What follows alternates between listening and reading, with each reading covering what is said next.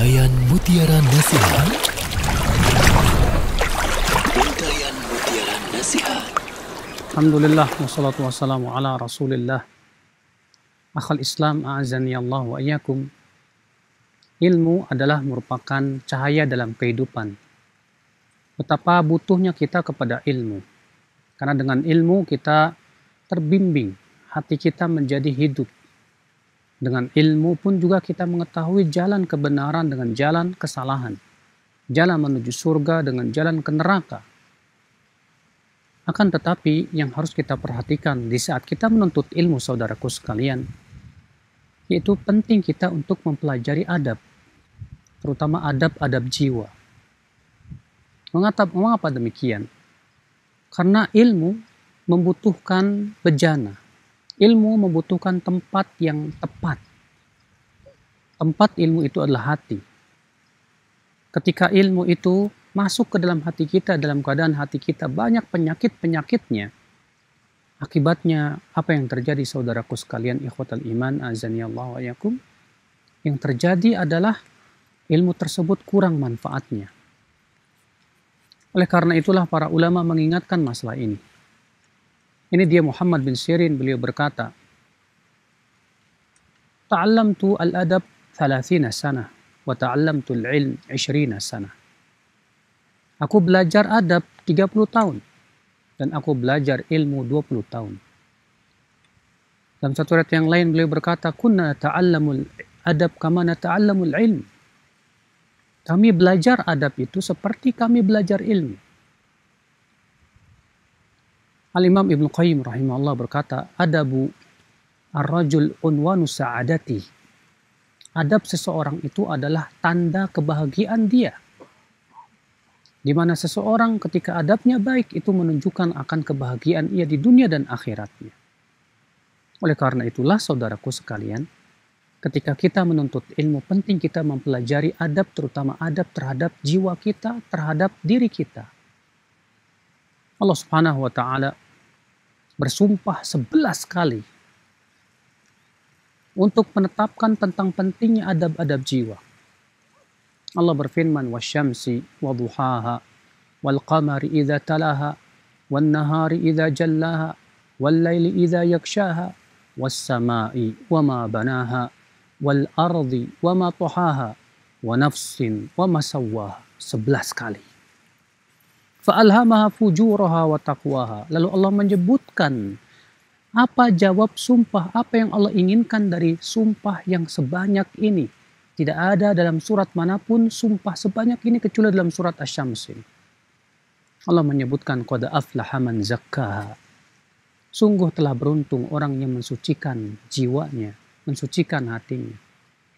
Wa qad khaba man dassaha, dan sungguh merugi orang yang mengotori hati dan jiwanya.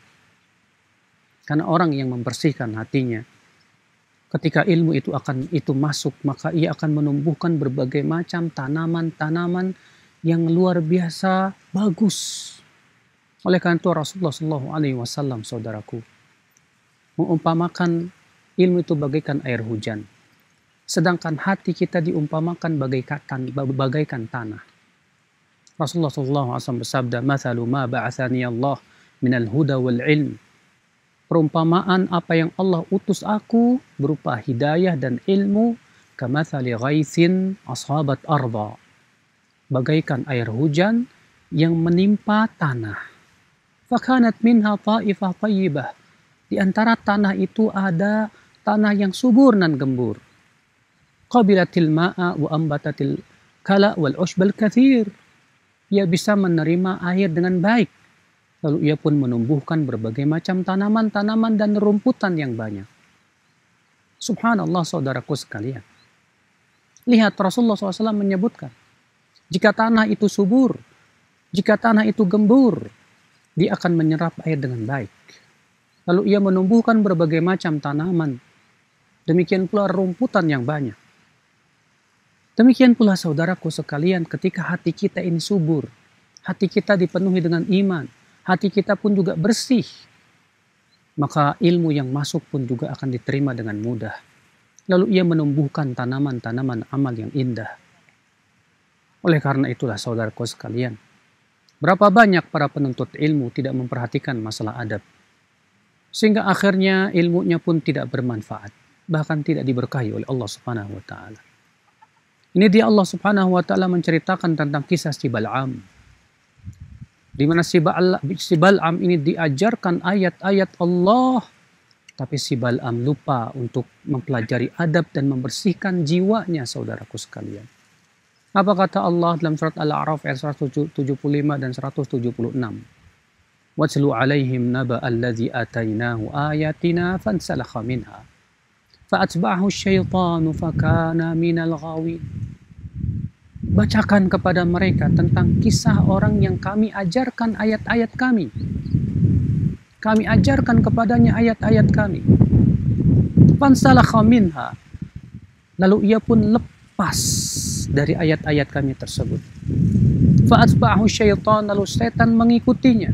Fakana minal ghawin, maka ia pun menjadi orang-orang yang tersesat, saudaraku. Lalu Allah mengatakan, walau syi'na la rafa'nahu biha. Padahal kalau kami kehendaki, kami akan muliakan dia dengan ayat-ayat kami tersebut. Walakinnahu akhlada ilal ardi wattaba'a hawah. Akan tetapi ia condong kepada bumi. Ia lebih cinta dunia, wattaba'a hawah, dan mengikuti hawa nafsunya. Subhanallah. Si Bal'am menuntut ilmu, bahkan menguasai banyak ayat-ayat Allah. Tapi dia lupa untuk membersihkan hatinya. Membersihkan jiwanya yang merupakan adab-adab jiwa yang sangat agung dan luhur. Ternyata penyakit di dalam hatinya berupa cinta dunia dan mengikuti hawa nafsu masih kuat. Akibatnya apa yang terjadi, saudaraku? Allah menceritakan dalam ayat tersebut. Ternyata ia lepas dari ayat-ayat Allah Subhanahu wa taala. Ternyata setan pun mengikutinya, lalu ia pun menjadi tersesat jalan. Maka saudaraku sekalian, jangan sampai ilmu kita kemudian menjadi bumerang yang akan memasukkan kita ke neraka akibat kita tidak memperhatikan adab-adab jiwa. Demikian pula kita berusaha untuk memperhatikan adab-adab ilmu. Bagaimana adab di majelis ilmu, bagaimana adab kepada ahli ilmu, bagaimana adab terhadap buku yang kita miliki. Nah, ini sangat penting sekali. Kita dapati seorang penuntut ilmu lebih banyak berkomentar daripada mendengar. Sehingga akibatnya apa? Dia banyak berbicara tanpa ilmu. Kita lihat banyak penuntut ilmu senang berdebat. Senang dia berdebat sehingga akhirnya mengeraskan hati. Padahal penuntut ilmu sangat dianjurkan untuk meninggalkan hal-hal seperti itu.